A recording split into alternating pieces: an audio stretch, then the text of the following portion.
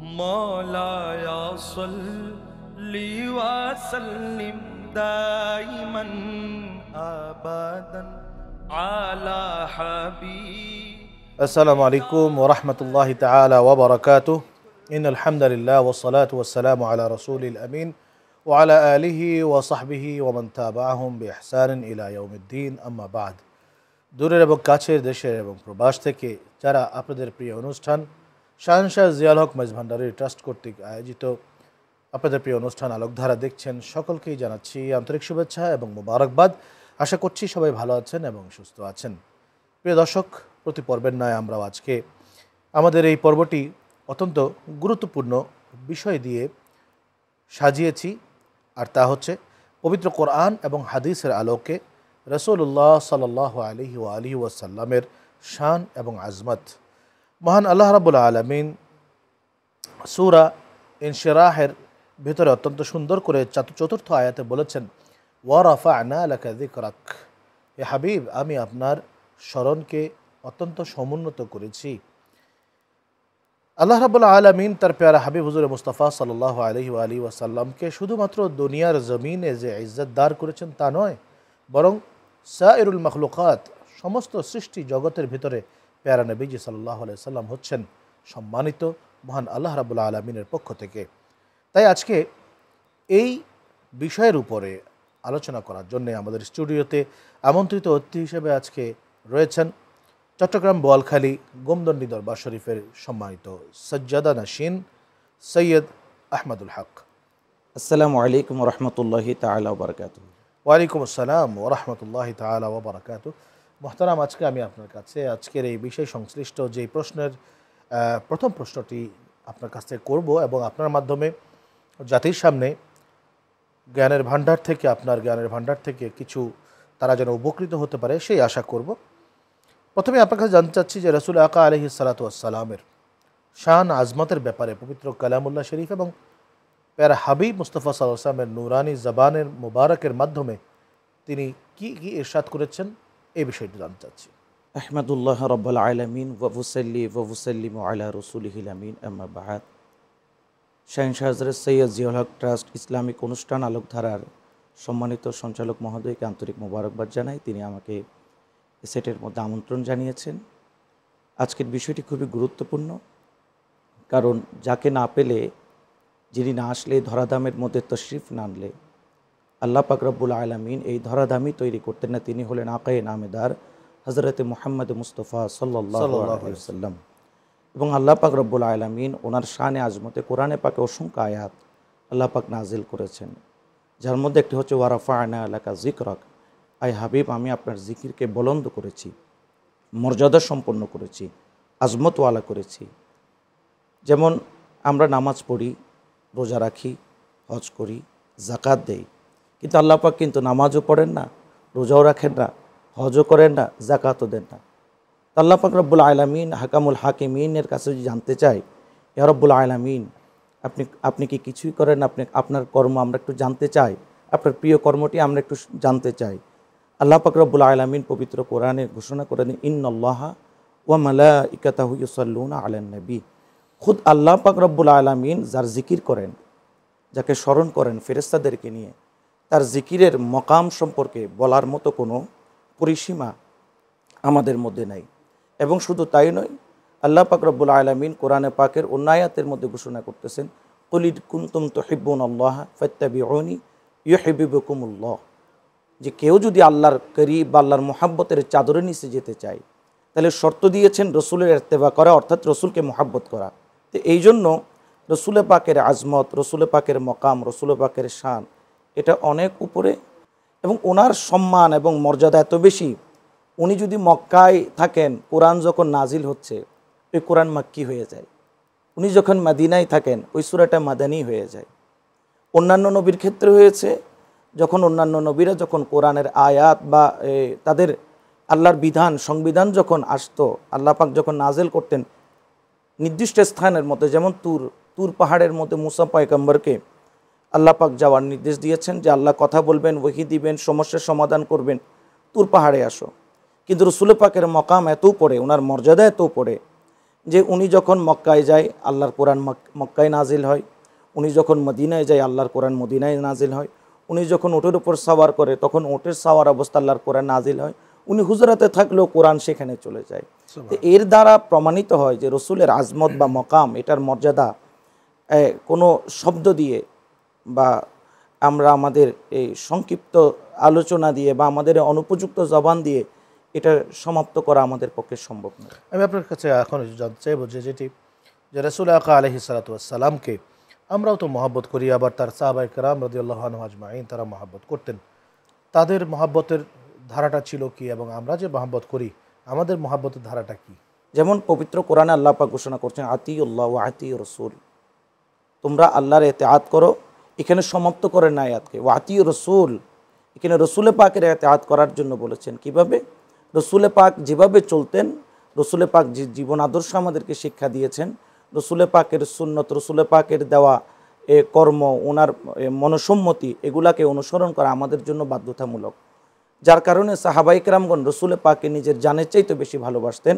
শুধু রসুলে পাককে এক নজর দেখার জন্য আসহাবে সুফফার, যারা রসুলে পাকের সাথীগণ ছিলেন, যারা সাহাবগণ ছিলেন, যাদের মধ্যে ইমাম হচ্ছেন হযরত আবু হুরায়রা রাদিয়াল্লাহু তাআলা, তিনি এক সময় হাদিসের মধ্যে পাওয়া যায় যে তিনি যখন রসুলে পাক মসজিদে নববীতে তশরিফ আনতেন, আনার পরে উনি ওনার চক্ষু আঙ্গুল দিয়ে চোখের পাতাটাকে মেলে রাখতেন।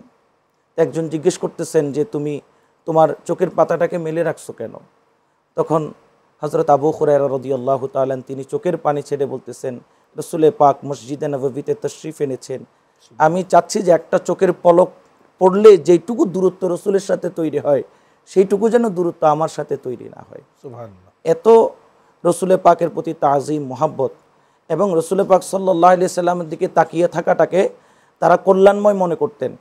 হযরত সিদ্দিক আকবর ক্ষুধার যন্ত্রণায় যখন এত কাতর হয়ে গেছেন, ফারুকে আজম ক্ষুধার যন্ত্রণায় কাতর, হযরত আবু হুরায়রা রাদিয়াল্লাহু তাআলা তিনি তো খিদার যন্ত্রণায় পাথরের চোকা অংশ, অর্থাৎ উঁচু পাথরের যে চোকা অংশ থাকে ওটার সাথে নিজের পেটকে এমনভাবে দিয়ে রাখতেন, ঝুলে পড়তেন দাড়িপাল্লার মতো দুই দিকে শরীরকে, যাতে ক্ষুধার যন্ত্রণাটা অনুভব না হয়। তারা বলতেছেন রসুলে পাক সাল্লাল্লাহু আলাইহি সাল্লামকে দেখলে আমাদের ক্ষুধার যন্ত্রণা চলে যায়, আমাদের হৃদয়ের যন্ত্রণা চলে যায়, আমাদের যন্ত্রণার সমস্ত কিছু চলে যায় একমাত্র দিদারে মুস্তফার কারণে।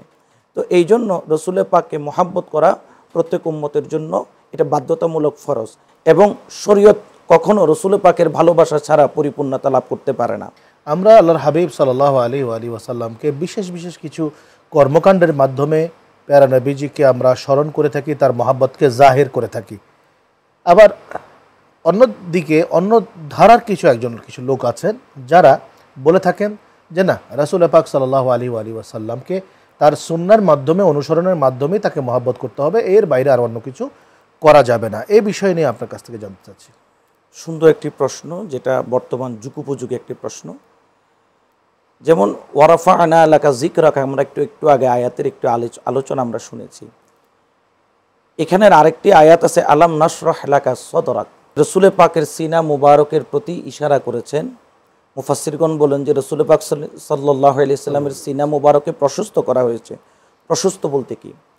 প্রশস্ত বলতে রসুলে পাক সাল্লাল্লাহু আলাইহি সাল্লাম সিনা মুবারকের মধ্যে এত প্রশস্ত যে সেখানে 12টি মজলিস রয়েছে। 12টি মজলিসে লক্ষ লক্ষ আল্লাহর ওলিগণ সেখানে বিচরণ করছেন। 12 মজলিসের 12 জন ইমাম আছেন। 12 ইমামের ইমাম যিনি, তিনি হলেন রহমাতাল লিল আলামিন। তাইলে রসুল পাক সাল্লাল্লাহু আলাইহি সাল্লামের স্মরণের মধ্যে মজলিস সিনা মুবারকের মধ্যে চলতেছে।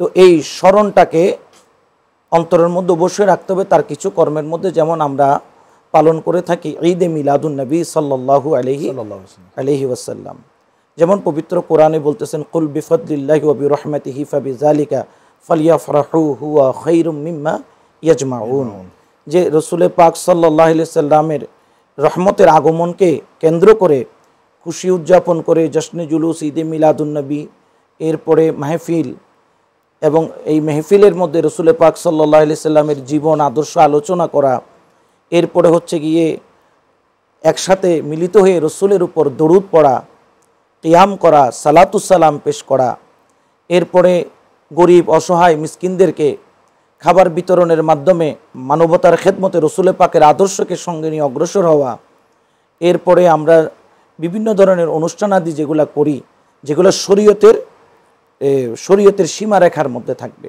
হুদুদের মধ্যে থাকবে, যাতে শরীয়তের সীমারেখাটা উল্লঙ্ঘন না হয়। তো এইগুলা অনুষ্ঠানগুলোর মাধ্যমে আমরা যেগুলো বিভিন্ন নাম রয়েছে, যেমন উরসুন নবী সাল্লাল্লাহু আলাইহি সাল্লাম, ঈদে মিলাদুন নবী সাল্লাল্লাহু আলাইহি সাল্লাম, মৌলুদুন নবী সাল্লাল্লাহু আলাইহি সাল্লাম, জিক্রে মুস্তাফা সাল্লাল্লাহু আলাইহি সাল্লাম, এরকম অনেক নাম পাওয়া যায় যেগুলি ইসলামী শরীয়তের বাইরের কোনো কর্ম নয়।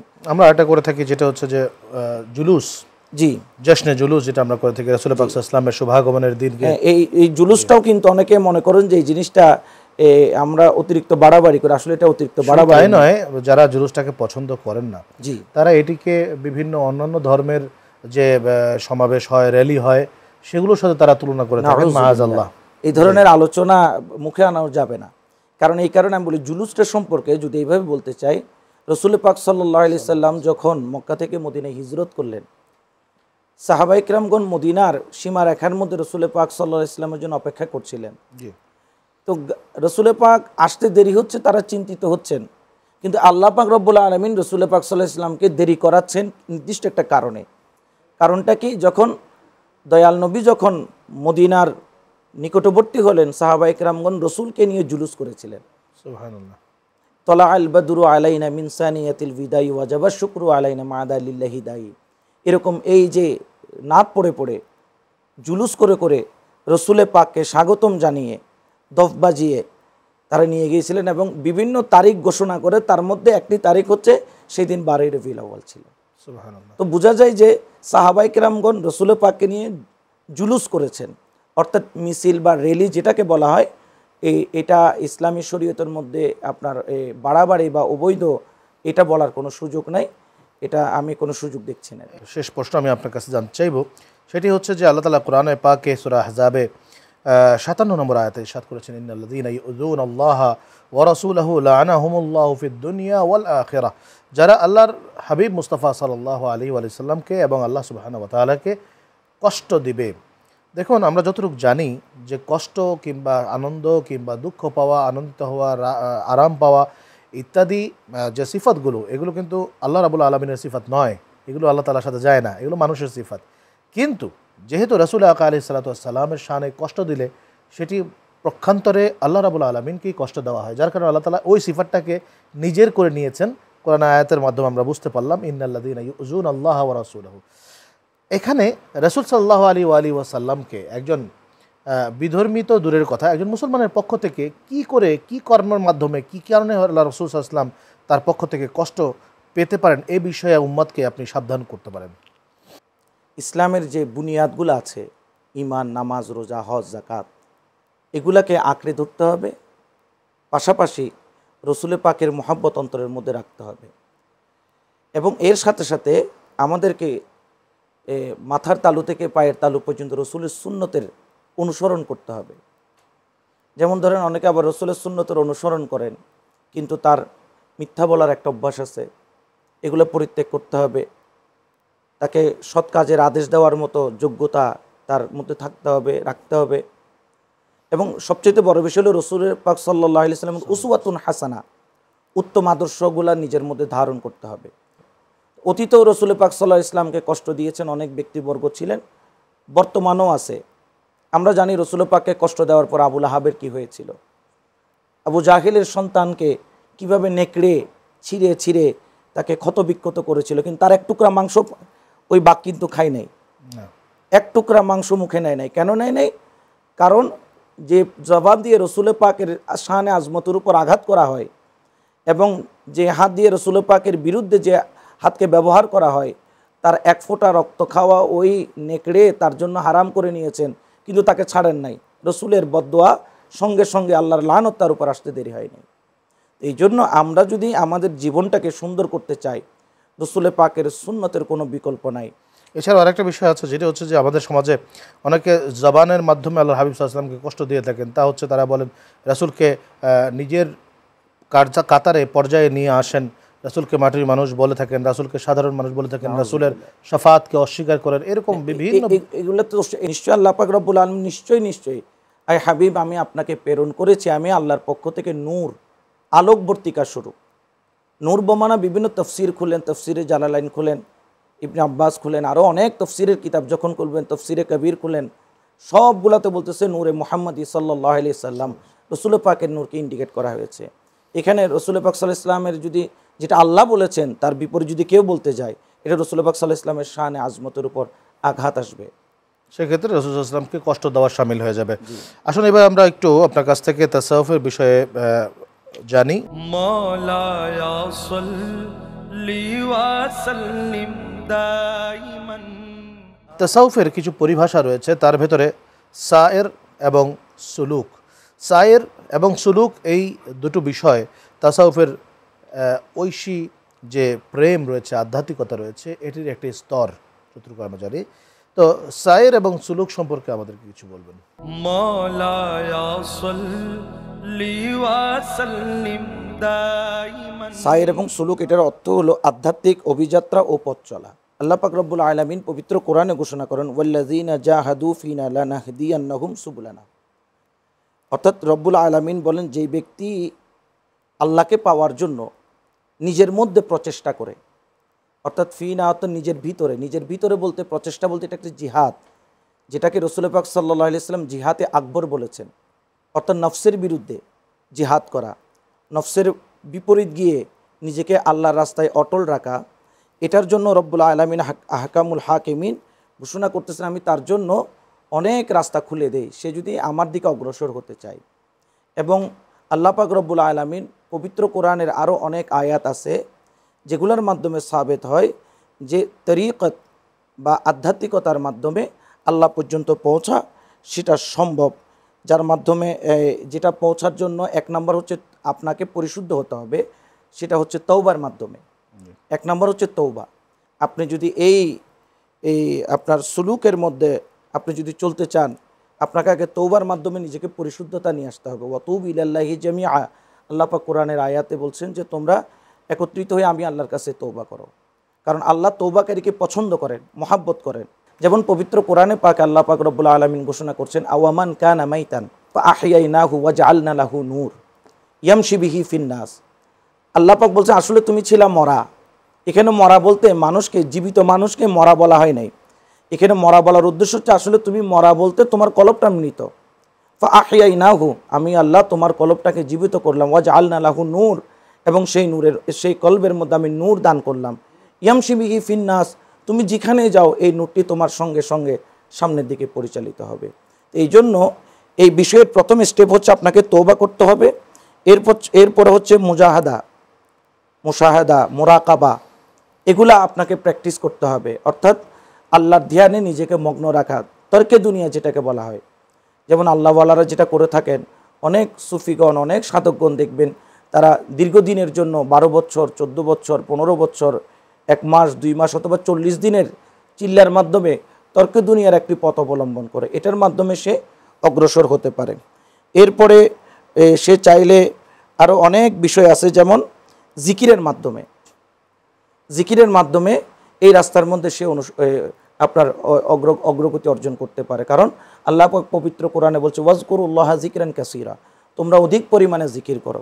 তো সুফিগণ বলছেন জিকির বলতে কেমন জিকির, বলছে তোমার একটা নিঃশ্বাসও যাতে আল্লাহর জিকির থেকে খালি না যায়। এখন আমি এক সুফি থেকে জিজ্ঞেস করলাম যে একটা নিঃশ্বাসও কীভাবে খালি যাবে না, বলছে সেটা জবানের নয়, সেটা কলবের সাথে সম্পর্কিত।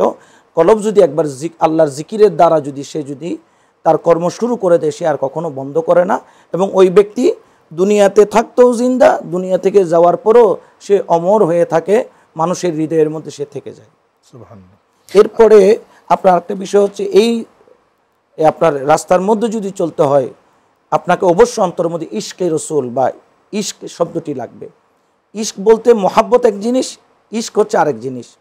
মহাব্বতের মধ্যে একটি চাওয়া পাওয়া থাকে, আমি আপনাকে মহাব্বত করি, আপনার মধ্যে আমার কিছু চাওয়া পাওয়া আছে, আমার মধ্যে আপনার কিছু চাওয়া পাওয়া আছে। কিন্তু ইশক হচ্ছে ব্যতিক্রম। ব্যতিক্রম বলতে ইশক শব্দটি অর্থাৎ যেখানে নিজের কোনো ইচ্ছা থাকে না, যে মাওলার ইচ্ছাকে নিজের ইচ্ছে হিসেবে আপন করে নেয়, ওই ব্যক্তি ইশকের দরজার মধ্যে চলে যায়। কেমন হয়ে যায়, আবদি ইয়াতাকাররাবু ইলাইয়া বিন্নাওয়াফিল হাত্তা উহিব্বাহু ফাইযা আহবাবতুহু কুনতু সামাহুল্লাযী ইয়াসমাউ বিহি বাসরাহুল্লাযী ইউবসিরু বিহি ইয়াদাইহুল্লাতী ইউবতিশু বিহা রিজলাহুল্লাতী ইয়ামশি বিহা। তখন আল্লাহ পাক রব্বুল আলামিন তার এত করিব, সে বান্দা আল্লাহর এত করিব চলে যায় যে তার কর্ণ, তার জবান, তার হাত, তার পাও আল্লাহর কুদরতি শক্তি দ্বারা শক্তিবান হয়ে যায়। আপনাকে অসংখ্য ধন্যবাদ। আপনি তাসাউফের বিষয়ে এই যে দুটো পরিভাষা রয়েছে এ নিয়ে তাসাউফের গুরুত্বপূর্ণ কিছু আলোচনা আপনার কাছ থেকে জানতে পারলাম। প্রিয় দর্শক, আমরা আমাদের আজকের এই অনুষ্ঠানের বিশেষ সেগমেন্ট সুফি পরিচিতি, সেই সুফি পরিচিতিতে চলে যাচ্ছি। مولاي صل وسلم دائما। সুফি পরিচিতির এই পর্যায়ে আমি আপনার কাছ থেকে যেই সুফি সম্পর্কে জানতে চাইব, তিনি অত্যন্ত সুপরিচিত সুফি হযরতে বেদম ওয়ারসি রহমতুল্লাহ আলাইহি, তার সম্পর্কে আমি আপনার কাছে জানতে চাইব। সুফি জগতের মধ্যে কিছু নাম স্বর্ণাক্ষরে লেখা থাকবে, যাদেরকে কখনো মানুষ মুছে দিতে পারবে না, যার মধ্যে একজন হচ্ছে হজরত বেদম শাহ ওয়ারিসি রহমতুল্লাহ আলাইহি। ওনার নাম কিন্তু বেদম শাহ ওয়ারিস রহমতুল্লাহ আলাইহি, ওনার নাম হচ্ছে গোলাম হোসেন। বেদম শাহ ওয়ারিস রহমতুল্লাহ আলাইহি এটা হচ্ছে গিয়ে ওনার পীরে মুর্শিদ থেকে দেওয়া একটি উপাধি, উনি এটা ভূষিত হয়েছেন। তার তার পিতাও একজন আল্লাহওয়ালা বুজুর্গ ছিলেন, হজরত আনোয়ার শাহ রহমতুল্লাহ আলাইহি ওনার নাম। এবং তিনি আরবি ফার্সি তালিম গ্রহণ করেন সৈয়দ ওয়াহিদ হুসাইন ইটাভি রহমতুল্লাহ আলাইহির কাছ থেকে। আরবি এবং ফার্সির জ্ঞান তিনি অর্জন করেন। তিনি সংস্কৃত ভাষার জ্ঞান অর্জন করেন পণ্ডিত রাম গোলাম থেকে। অর্থাৎ আগের যুগের যারা লেখক বা কবি ছিল তারা কিন্তু এটা অনুশীলন করতেন। বিভিন্ন পণ্ডিতের কাছে গিয়ে, বিভিন্ন ব্যক্তিবর্গের কাছে গিয়ে যারা এটা সম্পর্কে ধারণা রাখেন তার কাছ থেকে তিনি এই জ্ঞানগুলো অর্জন করতেন। তিনি যখন বয়স 16, তার বয়স যখন 16, এই 16 বছর বয়সে তিনি হজরত হাজি ওয়ারিস আলী শাহ রহমতুল্লাহ আলাইহির দরবারে গিয়েছিলেন। যাওয়ার পরে ওই যে নিগাহে ওলি মে ইয়ে তাসিরও দেখি, বদলতি হাজারো কি তকদিরও দেখি, এই যে মানকাবাতটি এখন আমি পড়লাম, এটার ধারা এখানের মধ্যে প্রতীয়মান হয়। এবং উনি আল্লাহর ওলির নজরে যখন পড়লেন, উনি ওই ওলির প্রেমে বিভোর হয়ে গেলেন। কারণ পবিত্র কোরআনে আছে ফাওয়াজাদা আবদাম মিন ইবাদিনা আতাইনাহু রাহমাতাম মিন ইনদিনা ওয়া আল্লামনাহু মিন লাদুন্না ইলমা। চুম্বক যেরকম লোহাকে টানে, আল্লাহওয়ালারা আল্লাহওয়ালার প্রেমিকদেরকে সেই রকম টানে। তিনি 16 বছর বয়সে প্রথম দেখাতেই তিনি তার মোহাব্বতে পড়ে যান এবং তার দস্তে মোবারকে বায়াত গ্রহণ করেন। এবং তার দুটি উপাধি রয়েছে বিশেষভাবে মশহুর, একটা হচ্ছে আপনার সিরাজি শুআরা, আরেকটা হচ্ছে লেসানে তরিকত, অর্থাৎ তার লেসান দিয়ে তরিকতের আলোচনাগুলা শেরের মাধ্যমে আসতো। যেমন আই নসিমে কুয়ে মোহাম্মদ, এই কালামটি কিন্তু শুধু বাংলাদেশে নয়, ইন্ডিয়াতে বলেন, পাকিস্তানে বলেন, এশিয়া অঞ্চলে আই নসিমে কুয়ে মোহাম্মদ সাল্লাল্লাহু আলাইহি সাল্লাম যে কালামটি রয়েছে, এই ধরনের অসংখ্য কালাম তিনি রচনা করেছেন। এবং তিনি যার মধ্যে শায়রির মধ্যে তিনি উর্দু নজম লিখেছেন, গজল লিখেছেন, কাতাত লিখেছেন এবং উদাস শায়রি লিখেছেন। এবং তিনি আপনার দুঃখের শায়রি লিখেছেন এবং মহাব্বতের শায়রি লিখেছেন। পাশাপাশি উমেদ কি নাজমাইন, এই ধরনের প্রেমের কবিতা সহ তিনি অসংখ্য তার লেখনীর মধ্যে পাওয়া যায়। এবং তিনি লেখনীর মাধ্যমে একটা কাজ করেছেন, তিনি লেখনীর মাধ্যমে মানুষকে ওইটা জানিয়েছেন মানুষ কিভাবে ফানা ফিল্লার জ্ঞান অর্জন করতে পারে, মানুষ কিভাবে বাকাইয়তের দিকে অগ্রসর হতে পারে। এবং তিনি তার লেখনীর মাধ্যমে বা তার কবিতার মাধ্যমে, তার গজলের মাধ্যমে এখনও মানুষের হৃদয় জায়গা করে নিয়েছেন। তার লেখনী বা তার গজল এখনও বর্তমানে বড় বড় শায়েরগণ, বড় বড় স্টেজের মধ্যে নামি দামি শায়েরগণ এখনও পরিবেশন করেন। তিনি 1936 সালে 24শে নভেম্বর হুসাইননগরে লখনৌতে ইন্তেকাল করেন। এবং তিনি তার মুর্শিদের অতি নিকট একটি স্থানের মধ্যে, তার মুর্শিদ কেবলার দরবারের অতি নিকটতম একটি স্থানের মধ্যে তাকে দাফন করা হয়।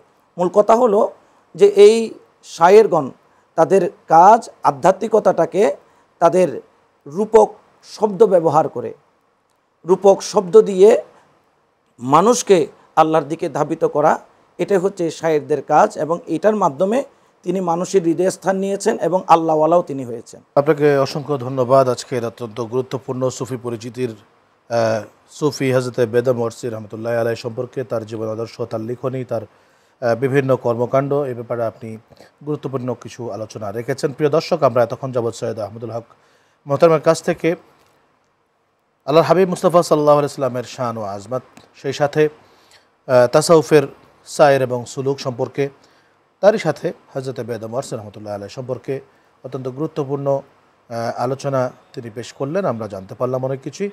আল্লাহ রাব্বুল আলামিন যেন তার হাবিব মুস্তাফা সাল্লাল্লাহু আলাইহি ওয়া আলিহি ওয়াসাল্লামের মহাব্বত, গোলামি এবং তার পায়ের বন্দিতে আমাদের প্রত্যেককে আজীবন মৃত্যুর আগ পর্যন্ত আল্লাহ তাআলা আমাদের সকলকে সেই ভালোবাসা বুকে নিয়ে যেন আমরা কাটাতে পারি এবং ভালোবাসা বুকে নিয়ে যেন আমরা কবরে যেতে পারি, সেই তৌফিক আল্লাহ রাব্বুল সুবহানাহু ওয়া তাআলা দান করুন, আমিন। সকলে ভালো থাকবেন, সুস্থ থাকবেন সেই কামনা করে SZHM ট্রাস্ট নিবেদিত আলোকধারা অনুষ্ঠান থেকে আজকের মতো বিদায় নিচ্ছি। আসসালামু আলাইকুম ওয়া রাহমাতুল্লাহি ওয়া বারাকাতুহু।